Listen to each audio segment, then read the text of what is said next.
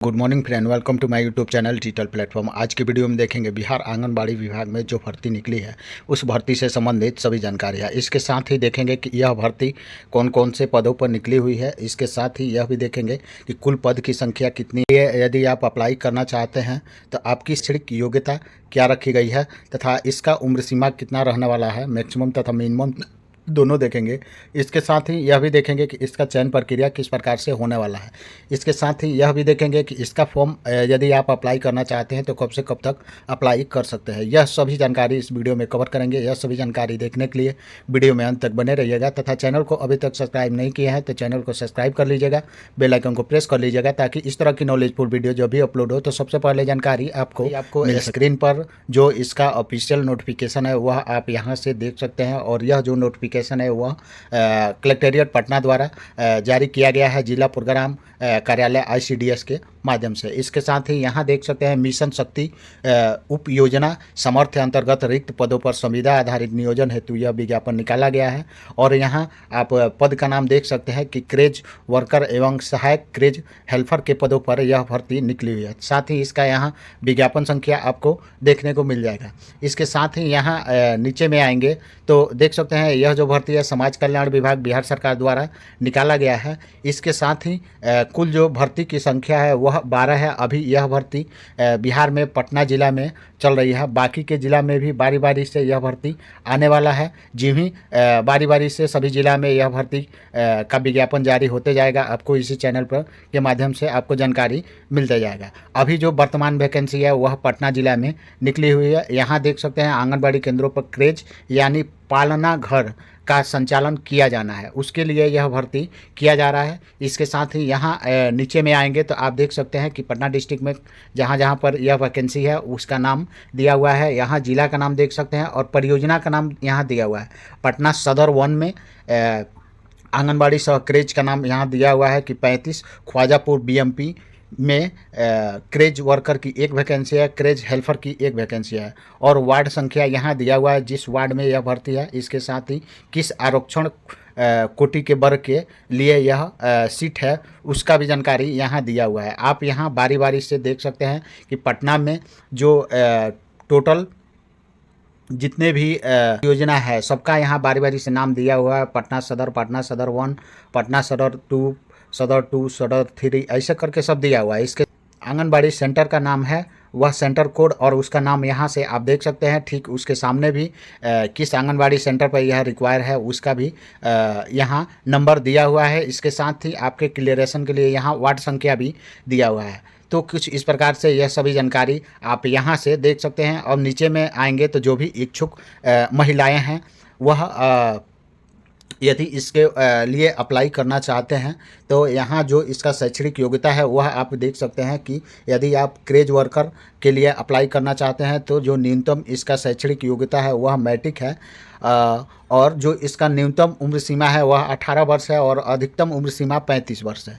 यह जो उम्र सीमा की मिनिमम या फिर मैक्सिमम जो गणना की जाएगी वह विज्ञापन की जो तिथि है, प्रकाशन की तिथि है उस डेट से की जाएगी। यदि इस पद पर आपका सिलेक्शन होता है तो आपको जो मानदेय है वह 5500 रुपये प्रति माह दिया जाएगा। और पद जो है वह संविदा आधारित है, यहाँ क्लियर रूप से दिया हुआ है। सेकंड जो पोस्ट है वह क्रेज हेल्पर का है, ये भी महिला कैंडिडेट के लिए है। और इसका भी जो शैक्षणिक योग्यता है वह मैट्रिक है। और इसमें दिया हुआ है कि जो भी आपका नंबर काउंट किया जाएगा वह अतिरिक्त विषय को छोड़ के किया जाएगा। इसका भी जो उम्र सीमा है न्यूनतम वह 18 वर्ष है और अधिकतम 35 वर्ष है। इसका भी जो उम्र सीमा की गणना की जाएगी वह विज्ञापन प्रकाशन की तिथि से ही की जाएगी। और इसके पद पर यदि आप का सिलेक्शन होता है तो मानदेय के रूप में आपको 3000 रुपये प्रति माह दिया जाएगा। और यह भी जो पद है वह संविदा आधारित है। तो कुछ इस तरह से जो इसका शैक्षणिक योग्यता है, उम्र सीमा है, वह आप यहाँ से देख सकते हैं। ठीक उसके नीचे आएंगे तो जो भी इच्छुक महिला अभ्यर्थी आवेदन करना चाहती है तो आवेदन के साथ स्व अभी प्रमाणित वांछित शैक्षणिक प्रमाण पत्र यानी जो भी आपका क्वालिफिकेशन सर्टिफिकेट है उसका जेरॉक्स कॉपी और उस पर खुद का साइन किया हुआ, जैसे में देख सकते हैं कि अंक पत्र आपको लगाना है, जाति प्रमाण पत्र लगाना है, आवास प्रमाण पत्र लगाना है और मैट्रिक अथवा समकक्ष प्रमाण पत्र जो भी है जिसमें आवेदिका की जन्म तिथि अंकित हो, जैसे मैट्रिक के एडमिट कार्ड पे डेट ऑफ बर्थ रहता है या फिर मार्कशीट पे रहता है, वो उसका जो जेरॉक्स कॉपी है इस आवेदन पत्र के साथ अटैच करना है। इतने सभी डॉक्यूमेंट्स आपको आवेदन पत्र के साथ अटैच करना है। अब यहाँ देखेंगे तो दिया हुआ है कि इसका फॉर्म आप कब से कब तक भर सकते हैं। क्रेज वर्कर एवं हेल्पर के मार्गदर्शक के निहित प्रावधानों के तहत आवेदन आपको जो भेजना है वह रजिस्टर्ड डाक के द्वारा भेजना है, या फिर आप चाहें तो इसका जो कार्यालय है जिला प्रोग्राम कार्यालय ICDS का, वहाँ पर हाथों हाथ भी आप जमा कर सकते हैं। यहाँ दिया हुआ बाल विकास परियोजना, आप जिस परियोजना के लिए आवेदन कर रहे हैं उस परियोजना के कार्यालय में, यहाँ कार्यालय देखिए, कार्यालय का नाम यहाँ दिया हुआ है। तो जिस परियोजना के लिए आप आवेदन कर रहे हैं उस परियोजना के कार्यालय में आपको इसका आवेदन फॉर्म जमा करना है। फॉर्म जमा करने की जो तिथि है वह 6 सितंबर 2024 से 25 सितंबर 2024 तक शाम के 5 बजे तक आप आवेदन या तो डाक के माध्यम से भेज सकते हैं या फिर हाथों हाथ भी जमा कर सकते हैं। आप दोनों तरह से जैसे भी आपको सुविधा है वैसे आवेदन आप जमा कर सकते हैं। निर्धारित अवधि के बाद यदि आपका आवेदन प्राप्त होता है तो आपका आवेदन अस्वीकार कर दिया जाएगा। इसके साथ ही अन्य जो भी इसका आवश्यक शर्त है वह आप एक बार ज़रूर देख लेंगे। मतदाता एवं निवासी होने की जो भी योग्यता है वह आप यहाँ से देख सकते हैं। क्रेज वर्कर हेल्पर चयन हेतु वार्ड का निवासी होना अनिवार्य है। इसमें वार्ड संख्या भी दिया हुआ है। जिस वार्ड संख्या के सामने जिस वार्ड संख्या के लिए आप अप्लाई कर रहे हैं उस वार्ड संख्या के आप निवासी होंगे तभी इसके लिए आप आवेदन कर सकते हैं। आवेदन पत्र के साथ जो भी सक्षम प्राधिकार जैसे CO से निर्गत की हुई आवासीय प्रमाण पत्र आपको संलग्न करना होगा आवेदन में। इसके साथ ही सेकंड डाउन में जो दिया हुआ है, क्रेज वर्कर या फिर हेल्पर के चयन विज्ञापन प्रकाशन की तिथि को बिहार राज्य निर्वाचन आयोग द्वारा घोषित पंचायत नगर पंचायत चुनाव के निर्धारित वार्ड के आरक्षित कोटि के अंतर्गत जो भी महिला अभ्यर्थी आती है वहीं आंगनबाड़ी क्रेज वर्कर हेल्पर के लिए चयन योग्य, यानी कुल मिला जो कहना है कि जिस भी वार्ड में यह वैकेंट है उसी वार्ड के जो निवासी है वह इसके लिए अप्लाई कर सकते हैं। इसके साथ ही जो भी यहाँ रिक्ति है कैटेगरी वाइज उसका भी दिया हुआ है कि कौन सी कैटेगरी के लिए जहाँ दिया हुआ है सीट वहाँ वह कैंडिडेट नहीं मिलता है तो उसके जगह पर कौन से कैटेगरी के कैंडिडेट अप्लाई कर सकते हैं या फिर उनका चयन किया जा सकता है, उससे रिलेटेड भी जानकारी यहाँ दिया हुआ है। तो आप इसमें विज्ञापन में एक बार ज़रूर देख लेंगे। अब यह सभी जानकारी पढ़ने बाद आप जिम ही स्क्रॉल डाउन करके नीचे आएंगे तो जो भी इसकी सूचनाएँ हैं वह नीचे में दिया हुआ है। क्रेज वर्कर हेल्पर पद वार समर्पित आवेदनों में सर्वोच्च शैक्षणिक योग्यता वाले अभ्यर्थियों का चयन किया जाएगा। यानी जो सिलेक्शन प्रोसेस है वह आप जिसका भी सर्वोच्च शैक्षणिक मतलब सबसे ज़्यादा क्वालिफिकेशन होगा उसी का चयन किया जाएगा। 2 या 2 से अधिक अभ्यर्थियों की सर्वोच्च शैक्षणिक योग्यता समान रहने के स्थिति में मेगा अंक वाले उम्मीदवार का चयन किया जाएगा। जैसे दोनों की जो शैक्षणिक योग्यता है समान है और तो उस कंडीशन में सबसे ज़्यादा जिसका नंबर होगा उसका चयन किया जाएगा। यदि वैसे भी कैंडिडेट मिलते हैं जिनका सर्वोच्च शैक्षणिक योग्यता भी सेम है और मेगा अंक भी सेम है, उस कंडीशन में सबसे ज़्यादा जिनकी उम्र सीमा होगी उसी का चयन किया जाएगा। तो इस तरह से जो भी इसका सिलेक्शन प्रोसेस है वैसे वह दिया हुआ है। तो आप इसको एक बार ध्यान से पढ़ लेंगे और इसका जो आवेदन फॉर्म है आप डाउनलोड करना चाहते हैं या फिर विज्ञापन डाउनलोड करना चाहते हैं तो यहाँ लिंक दिया हुआ है। यह लिंक आपको डिस्क्रिप्शन बॉक्स में भी मिल जाएगा। उस पर जिस क्लिक करेंगे तो आपको आवेदन फॉर्म डाउनलोड करने का ऑप्शन मिल जाएगा या फिर इसका विज्ञापन भी आप वहां से डाउनलोड कर सकते हैं। यहाँ ऊपर में देख सकते हैं कि जिला प्रोग्राम कार्यालय ICDS पटना के द्वारा यह आवेदन फॉर्म जारी किया गया है। सबसे पहले आपको आवेदन फॉर्म भरने के लिए यहाँ ऊपर में आप देख सकते हैं कि विज्ञापन संख्या डालना है। तो यह आप विज्ञापन के ऊपर में ही यहाँ देखेंगे तो सबसे पहले यहाँ विज्ञापन संख्या दिया हुआ है। तो यहीं आपको आवेदन फॉर्म में यहाँ पर सबसे पहले भरना है। फिर जो भी आवेदित पद है पद का नाम यहाँ आप एंटर करेंगे। फिर नीचे में अभ्यर्थी का नाम एंटर करना है, फिर उसका डेट ऑफ बर्थ एंटर करेंगे, माता का नाम, फिर पिता का नाम।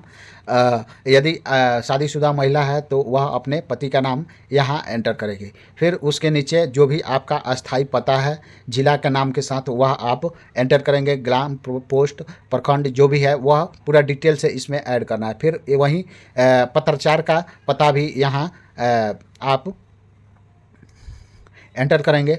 इसके साथ ही यहाँ नीचे में आएंगे तो बाल विकास परियोजना का नाम जिसके लिए आप आवेदन कर रहे हैं ऊपर में दिया हुआ है उस परियोजना का नाम यहाँ एंटर करेंगे। फिर आप जिस केंद्र संख्या जैसे आंगनबाड़ी केंद्र संख्या के लिए आप आवेदन कर रहे हैं उसका नाम डालना है। फिर उस वार्ड का नाम डालना है जिसके लिए आप आवेदन कर रहे हैं। यह सभी जानकारी ऊपर विज्ञापन में आपको यहाँ देखने को मिल जाएगा। यहाँ आप देख सकते हैं कि परियोजना का नाम लाइन बाय लाइन दिया हुआ है।